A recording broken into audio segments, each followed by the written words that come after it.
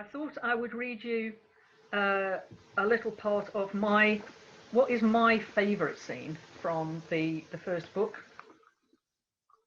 which is the scene where Zada goes to the archives to try to find some information about whether the river has frozen before.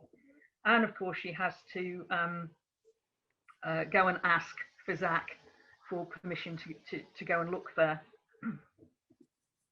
And he tells her that the scrolls that she needs are in the vault. It took some time just to find the correct racks.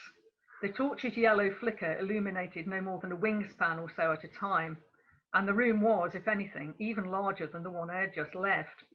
Dust lay everywhere, the thick layer on the ground broken here and there by trails of footprints, which were already softening as they accumulated more dust. Fazak, I guessed, had not been down here for at least a 9-day, and many of the tubes had not been touched since he succeeded his sire as keeper over a cycle ago. So much for his boast that he knew all about the records. At last I found the racks I was looking for, their green labels faded and difficult to pick out in the torchlight. Without the sun as a reference, I was not sure how long I had been down there, but a glance at the colour of the torch flame as I placed it in a worn sconce on the wall indicated that it was probably near zenith already. Now that I knew which racks I needed, I blinked to the monochrome shades of night vision and let out a groan at the sight of the thousands of scroll tubes piled one on another on shelf after shelf. The highest were above my shoulder, the lowest down by my feet, and I wondered how many moons it would take me to check through them all, for each rack was over 2 wingspans in length. There were labels on the ends of the tubes, and I began to check those nearest to me. The letters were strange, some of them familiar, but others appearing to be odd, twisted versions of the scratches I was familiar with. I could at least discern which were labelled accounts or tithes. I felt I could safely ignore those, and since they seemed to form the majority of the scrolls in my immediate vicinity, I hoped that my search would perhaps not be as arduous as I had first feared. Pulling out a tube with a label I couldn't decipher, I removed the scroll leaf from its core and watched in horror as the entire leaf crumbled to dust in my paw. As I stood there with the empty tube in one paw and the remains of the scroll in the other, I heard a faint scuffling at the other end of the chamber and looked up to see the bright glow of another torch at the top of the stairway. "Zada," called Fazak, his voice amplified as it bounced off the rock walls. "Don't forget to spit on the scrolls before you take them out of the tubes, otherwise they may disintegrate." "Yes, thank you, Fazak," I called back. "I remember." I added "now" under my breath and sidled between the nearest stack and the wall, hoping that he had not been able to see me in the darkness. Hearing the distant scratch of claws on stone, I peeked around the side of the stack to check that he was not heading my way, but his torchlight had disappeared, and I shook out my fur with relief as I realised my hackles were standing on end. Reaching up, I pushed the empty tube into a gap on the top shelf and pressed it back as far as it would go, then rubbed my paws together to remove as much of the dust as I could. I brushed my fingers across the front of my tunic to remove the last of the residue and took a step back to get a better look at the rack.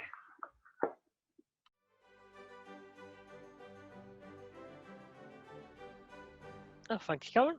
Okay. Has anyone got any questions? Go on, Jenny.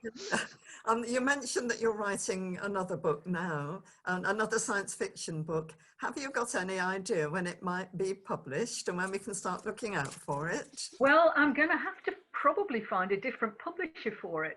Oh. Because this is, as I said, it's military science fiction. And Mirrorworld don't, as a general rule, publish military science fiction. So when I'm happy that I've finished writing this one, I will probably have to look around and see if I can find a different publisher for it. So I don't know. It would depend on whether I can find somebody to put it out there for me.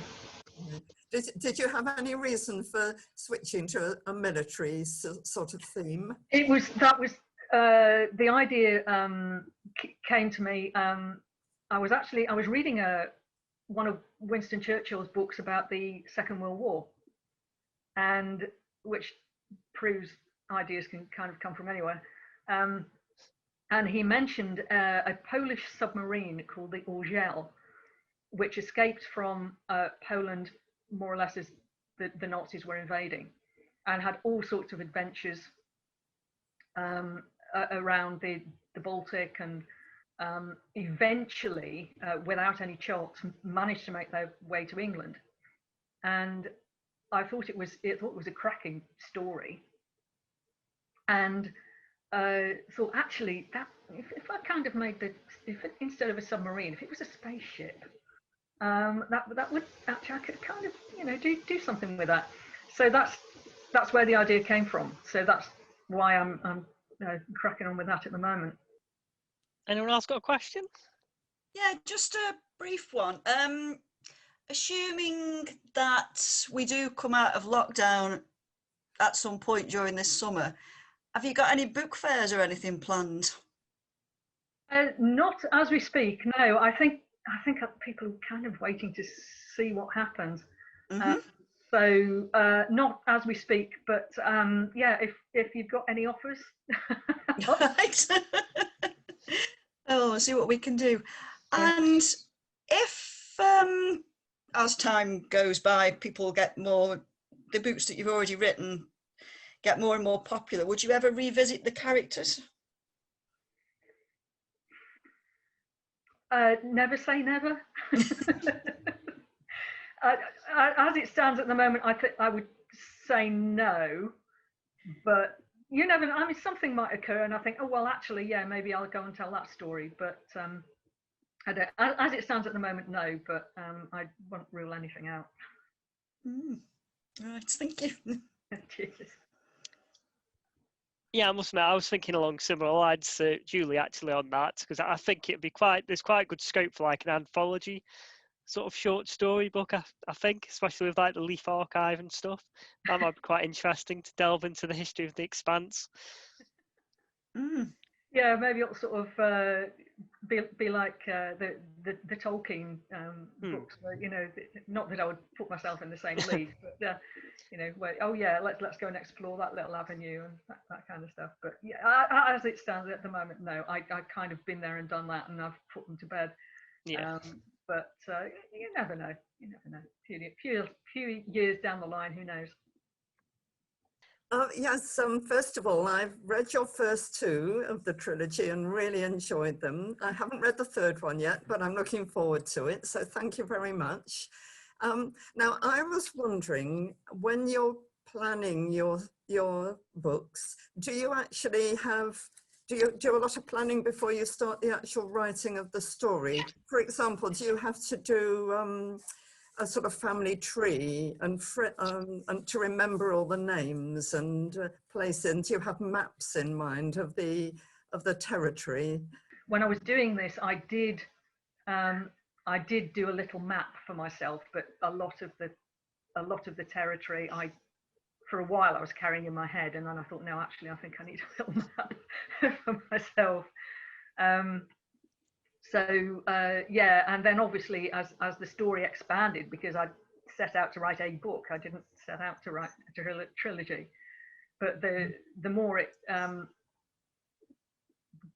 expanded and developed, the more I realized, yes, actually I do need to start writing these things down. Pete, you got a question? Yeah, me again. On the same sort of line, really, Karen. When it's a long way between writing 3 books, are you aware that the character of your characters are changing through the 3 books? Would you recognise the character in the first book as the same way in the third book? Because I mean, if you write one novel, I could imagine that you can stay on track with that, how that person would react to a certain situation. But it's quite a long stretch, isn't it, between 3 books? And so the character at the end might look very different to the character at the beginning. And they'll be older, of course, and they'll have other ways of doing things. But yeah, it was something I was conscious of as I was sort of, particularly as I was getting to the 3rd book, where a little bit of time has passed. And the youngsters are, getting to be, if you like, teenagers, and then perhaps that little bit older as well. And that was something that I had to consciously work at, was just to say, well, actually, yeah, they're not going to do that now. They're a little bit older, and you know, they're a bit more mature. They need to be moving on, and obviously coming into a sort of rounding it off, and hopefully, you know, defeating the cough, not to give too much away. So yeah, that was something that I had to really work at with the third book in particular. Yeah, presumably you've had a lot of spare time during lockdown. Has having time on your hands helped or hindered the writing process? Yeah, I think, I don't think it's made an awful lot of difference, I hope. I've tried to stick to the same writing routine so far as I can, which is to write for a couple of hours each morning, so far as I can, that I was used to. And that seems to have worked okay. I think I'm up to draft 5 of the new book, so I've got a few to go yet. Well, I mean, this is a question, but I'm just hoping that when we come out of lockdown and all the restrictions lifted, that you'll come back to Cheadle and do another signing and reading again, because I think it'd be really good if you got all 3 books there, and then people can complete the trilogy. I would love to, yes, thank you very much. Yeah, I would look forward to that. Yeah, I think it'd be good. I want to get the 3rd volume signed. Okay, yeah, we'll sort that out. Awesome. Okay, well, if no one else got any questions, we'll call it a day. Thanks very much. Thank you. Thank you. Thank you. Yes, thank you very much. Thank you, Karen. Thank you. Cheers.